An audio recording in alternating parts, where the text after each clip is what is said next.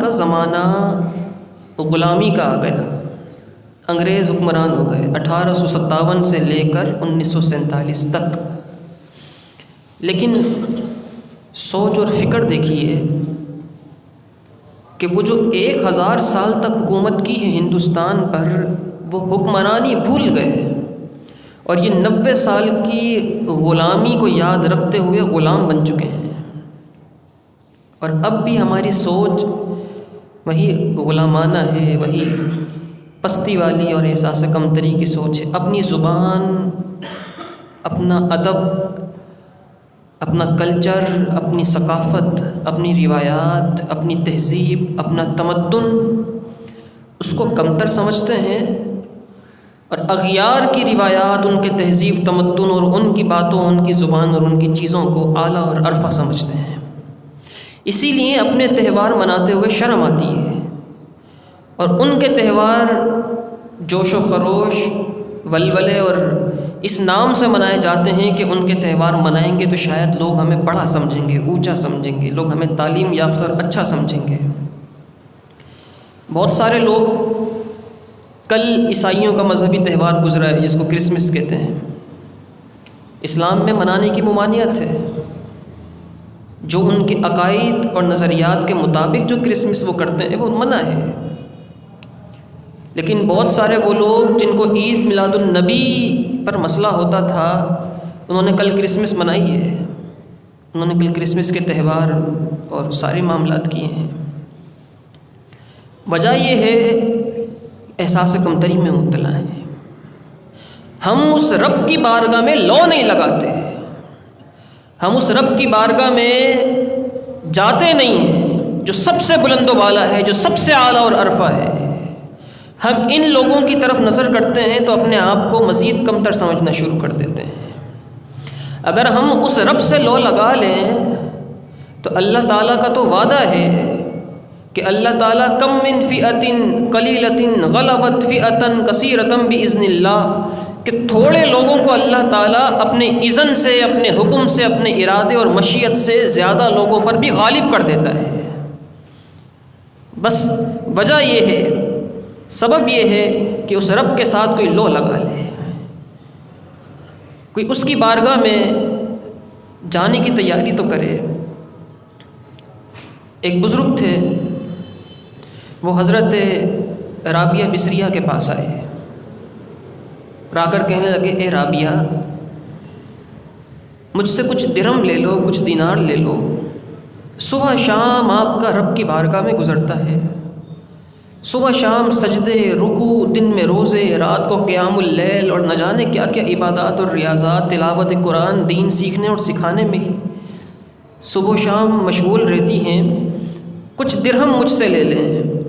تاکہ آپ کا گزر اوقات ہو سکے، تاکہ آپ کے گھر کے معاملات چل سکیں، کچھ پیسے لے لو۔ اور بعض کتابوں میں آیا کہ 4000 درہم لے کے سیدہ حضرت رابعہ بصریہ کے پاس وہ شخص آیا کہ مجھ سے 4000 درہم لے لیجئے اور اپنے گزر اوقات کے لیے یہ آپ کے لیے کافی ہو جائیں گے، کچھ ٹائم تک چل جائیں گے۔ تو حضرت رابعہ بصریہ نے منع فرما دیا، آپ نے فرمایا نہیں، ہم نہیں لیں گے، ہم نہیں لے سکتے۔ تو اس شخص نے کہا 4000 درہم کوئی چھوٹی قیمت تو نہیں ہے، چھوٹی رقم تو نہیں ہے، یہ تو وہ پیسے ہیں اگر کسی اور کو پیش کیے جائیں تو وہ تو کئی سال اس کو خرچ کر دے آرام سے اور گزر اوقات اچھی طریقے سے ہو سکے، کوئی اور اگر ہوتا تو بالکل کبھی منع نہ کرتا، آپ کیسے منع کر رہی ہیں؟ تو حضرت رابعہ بصریہ فرماتی ہیں واللہ انی لاستحی ان اسأل الدنیا ممن یملکها فکیف ممن لا یملکها، فرمایا میں تو وہ ہوں کہ بس رب کی رضا چاہتی ہوں، میں اس کی رضا چاہتی ہوں، اس کی محبت دل میں کرنا چاہتی ہوں، میں تو دنیا اس سے مانگتے ہوئے شرماتی ہوں جو دنیا کا مالک ہے، تو اس سے دنیا کیسے لے لوں جو دنیا کا مالک ہی نہیں ہے،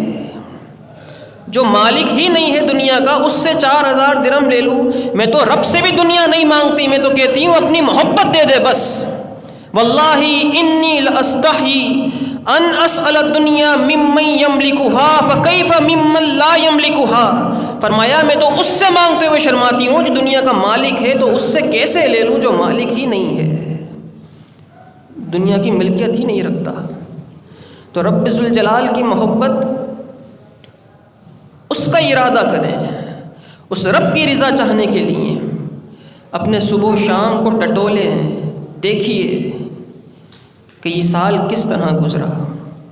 سال ختم ہو رہا ہے، نیا سال آ رہا ہے، اور یہ جو ہمارے یہاں کچھ سالوں سے شروع ہو چکا ہے نا نیو ایئر نائٹ منانے کا رواج، اور نیو ایئر نائٹ ہے کیا؟ خرافات اور گناہوں کا مجموعہ ہے۔ پچھلے سال یا اس سے پچھلے سال ایک بھائی ملے، وہ فورسز کے اندر ہیں اور ان کے ان معاملات کی خبر ہوتی ہے، بڑے پریشان تھے، کہنے لگے علامہ صاحب ایسے حالات ہیں کہ یہ جو رات ہے نا نیو ایئر نائٹ،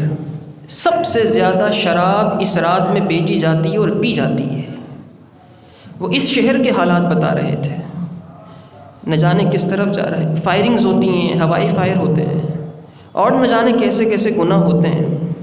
اور پھر اگلی صبح جب نئے سال کا سورج نکلتا ہے تو آپ اخباروں میں اور دیگر ذرائع سے خبریں آپ کو آتی ہیں کہ فلاں کو گولی لگ گئی، زخمی ہو گیا، فلاں کا انتقال ہو گیا، اتنے لوگ ملک کے اندر جاں بحق ہو گئے۔ یہ نیو ایئر نائٹ، کیونکہ ہم رب ذوالجلال کی بارگاہ میں آتے نہیں ہیں۔ یہ رات سجدہ شکر ادا کرنے کی رات ہے۔ ذرا غور کیجئے اس 365 دنوں میں، اگر اس پورے سال میں ایک رات بھی آپ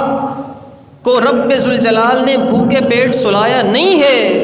تو یہ رات سجدہ کرنے کی رات ہے کہ اللہ تیرا اتنا کرم کہ میں اتنا گنہگار، اتنا سیئے کار، اتنا بدکار، اتنا ریاکار، سب کچھ کرنے کے باوجود تو نے مجھے ایک رات بھی ایسی نہیں دی جس میں بھوکا پیٹ سو گیا ہوں، تو نے ایک رات بھی ایسی نہیں بنائی جس میں میں بھوکا سو گیا ہوں۔ میں تو نمازیں نہیں پڑھتا تھا اے رب، میں نے تو رمضان کے فرض روزے بھی چھوڑ دیے ہیں، مجھ پر تو زکوٰۃ بنتی تھی پوری طرح، وہ بھی نہیں ادا کی تھی، لیکن تو نے پھر بھی اتنا کرم کیا ہے۔ حضرت رابعہ بصریہ حج کے لیے چلیں، جب مکہ مکرمہ جا رہی تھی تو ایک شخص راستے میں آیا آپ کے پاس اور کہنے لگا اے رابعہ، پیچھے سے آواز لگائی، اے رابعہ میں آپ کا عاشق ہوں، میں آپ کا دیوانہ ہوں، آپ سے شادی کرنا چاہتا ہوں، آپ سے نکاح کرنا چاہتا ہوں۔ تو حضرت رابعہ بصریہ کے پاس یہ کہتا ہوا وہ شخص آگے آ گیا، تو حضرت رابعہ بصریہ نے فرمایا ان لی اختن احسن بی وہی من ورائک، فرمایا سن میری ایک بہن ہے جو مجھ سے بھی زیادہ حسین و جمیل ہے اور وہ تیرے پیچھے کھڑی ہے۔ حضرت رابعہ بصریہ کا عاشق بن کر آیا تھا وہ شخص، فرمایا کہ میری ایک بہن ہے مجھ سے بھی زیادہ حسین و جمیل ہے، تیرے پیچھے کھڑی ہے۔ اس شخص نے نظریں گھما کے جب پیچھے چہرہ گھمایا تو حضرت رابعہ بصریہ نے زوردار تھپڑ مارا اس کے چہرے پر، اور پھر فرمایا، آپ نے فرمایا فلما رأیتک وجدتک عارفا فلما تکلمتک وجدتک عاشقا فلما جربتک وجدتک کذابا، آپ نے فرمایا جب میں نے تجھے دیکھا تھا دور سے، تیرے کپڑے تیرا لباس دیکھ کے یوں لگ رہا تھا جسے اللہ کا بہت بڑا عارف ہے، پھر جب میں نے تجھ سے بات کی، ہم کلام ہوئی، تو لگتا ایسا تھا کہ تو میرا بہت بڑا عاشق ہے، لیکن جب میں نے تجھے آزمایا ہے تو میں نے تجھے جھوٹے کے علاوہ اور کچھ نہیں پایا۔ یعنی تو میری محبت کا دعویٰ کر کے اور پھر تو پیچھے منہ موڑ رہا تھا، تو اس شخص نے چیخ ماری اور بے ہوش ہو کے نیچے گر گیا، کیونکہ یہ کلمات حضرت رابعہ بصریہ نے کہے تھے نا۔ بے ہوش ہو کر نیچے گرا، کچھ دیر کے بعد ہوش آیا، قافلہ آگے جا چکا تھا، کچھ دیر کے بعد اسے ہوش آیا تو لوگوں نے پوچھا کیا ہوا تھا، اس نے پورا واقعہ بیان کیا، حضرت رابعہ بصریہ کی یہ بات بیان کی کہ حضرت رابعہ بصریہ یہ کہہ کر گئی ہیں۔ پھر کہنے لگا کہ میں یہ سوچ کر بے ہوش ہو گیا تھا کہ دنیا کی محبت کا دم بڑھتا تھا، دنیا میں کسی کے عاشق ہونے کا دم بڑھتا تھا، اور ایک لمحے کے لیے اپنے محبوب سے نظر گھمائی تھی تو تھپڑ لگایا، تو وہ رب جس کی ہم صبح و شام نافرمانیاں کرتے ہیں، اس سے منہ پھیر کے رکھتے ہیں، اگر اس نے کبھی اپنے سے دوری کا تھپڑ لگایا تو پھر کبھی پاس جا ہی نہیں سکیں گے، پھر کبھی پاس جا ہی نہیں سکیں گے۔ فرمایا یہ سوچ کے بے ہوش ہو گیا تھا، اور جب اس کو ہوش آیا تو دل کی دنیا بدل چکی تھی، وہ خود بھی عارف بن چکا تھا، رب ذوالجلال کا عشق اسے مل چکا تھا۔ تو یہ رات سجدہ شکر کرنے کی رات ہے۔ اگر اللہ تعالیٰ نے آپ کو اس پورے سال میں اپنی رحمتوں کے سائے میں رکھا ہے، غور کیجئے، تفکر کیجئے، اگر پورے سال میں ایک دن بھی ایسا نہیں آیا کہ جس میں آپ اتنے بیمار ہو گئے کہ اسپتال میں ایڈمٹ کرنا پڑ گیا ہو اور لوگ اٹھا کے لے کے گئے ہوں اسپتال، اگر اتنے بیمار نہیں ہوئے تو رب کا شکر ادا کیجئے کہ اللہ تو نے اس پورے سال میں میری صحت میں برکت رکھی ہے۔ تھوڑی بہت بیماری تو آ جاتی ہے، بلکہ بخار کے بارے میں حضور نے فرمایا بخار سے گناہ جھڑتے ہیں، وہ تو رحمت ہوتی ہے، لیکن اتنا بیمار ہو جانا کہ غیر کی محتاجی آ جائے، اگر اتنے بیمار نہیں ہوئے تو رب کا شکر ادا کرنے کی رات ہے۔ اگر اس نے رزق کے دروازے کھول کے رکھے ہیں اس پورے سال میں تو اس رات اللہ تعالیٰ کا شکر ادا کرنے کی رات ہے، سجدہ ریز ہونے کی رات ہے۔ مسجد میں آ جائیے، اور تقریباً شہر کی تمام مساجد کے اندر یہ بات آپ لوگوں کے لیے قابل فخر ہے کہ سکھر شہر سے 3 سال پہلے یہ سلسلہ شروع ہوا تھا۔ ویسے تو ہمارا اسلامی سال محرم میں شروع ہوتا ہے، لیکن ہماری زندگی کے سارے معاملات دنیاوی سال کے اعتبار سے چلتے ہیں۔